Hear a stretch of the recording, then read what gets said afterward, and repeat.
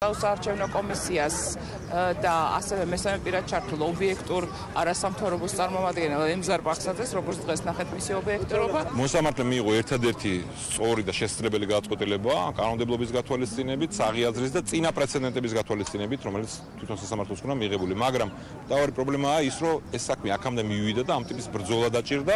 მთავარი პრობლემა ის არის, რომ დღეს მთავრობის ერთადერთი ამოცანა არა ამ შეულებისთვის მათ მომავალ გეგმებზე საუბარი, ან იმაზე საუბარი რა გააკეთეს, არამედ ოპონენტების შევიწროება და ჩამოცირება და კონკურენციის შეზღუდვა. არის ძალიან კარგი გადაწყვეტილება სასამართლოსი, სამართლიანი გადაწყვეტილება, პროცესკოს გადაწყვეტილება და საოლქოს იყო სამარცხვინო.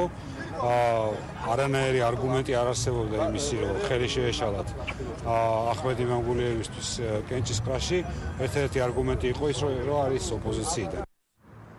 და რაც შეეხება მოპასუხე მხარეს ცენტრალური საარჩევნო კომისიის წარმომადგენელმა საქალაქო სასამართლოს შენობა ისე დატოვა, რომ კომენტარი არ გაუკეთებია, თუმცა ჩვენ მას გავესაუბრეთ სასამართლოს ხდომის დაწყებამდე ცესკოს წარმომადგენელი საკუთარი არგუმენტების სიმყარეში დარწმუნებული იყო.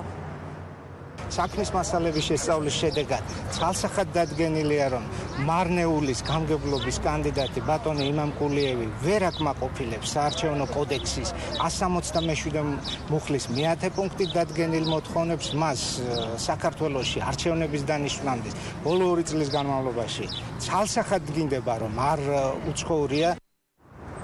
ნაციონალური მოძრაობის კანდიდატი მარნეულში უკვე დღეიდან აქტიური წინა საარჩევნო კამპანიის დაწყებას აპირებს, როგორც ცნობილი არის, მას ამის შესაძლებლობა სასამართლოს გადაწყვეტილებამდე არ ჰქონდა.